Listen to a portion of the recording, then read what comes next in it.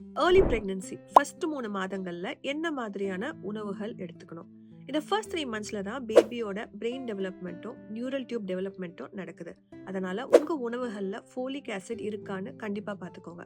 ஒரு general dictum என்னன்னா, all green and yellow vegetables and ஃப்ரூட்ஸ்ல ஃபோலிக் ஆசிட் இருக்கும். எக்ஸாம்பிள்ஸ் பார்த்தீங்கன்னா, green leafy vegetables, broccoli, banana, lime இது எல்லாத்துலயுமே ஃபோலிக் ஆசிட் இருக்கு. ஸோ இது வந்து ஈஸி டைஜஸ்டபிள் ஃபார்ம்ல நீங்க எடுக்கும்போது உங்களுக்கு அந்த வாமிட்டிங் சென்சேஷன் அதிகரிக்காம இருக்கும். ஃபார் எக்ஸாம்பிள், நீங்க வந்து ஒரு இட்லி எடுக்கிறீங்கன்னா, ஸ்டீம் பண்ணி எடுக்கும்போது ஈஸியா டைஜஸ்ட் ஆகும். ஸோ இட்லியே நீங்க nuts idli, greens idli, beetroot idli அந்த மாரி ஆப்ஷன்ஸ் எடுக்கலாம். சூப் வெரைட்டிஸ் போலாம். சூப்னா செமி சாலிடா ஆக்கும்போது ஈஸியா டைஜஸ்ட் ஆகும். So broccoli soup or cauliflower soup or mixed vegetable soup அந்த மாரி நீங்க எடுத்துக்கலாம். நீங்க புரோட்டீன்ஸ் எடுக்கணும்னு நினைச்சீங்கன்னா, செமி சாலிடா நீங்க ஒரு சாம்பார் ரைஸ் ட்ரை பண்ணுங்க.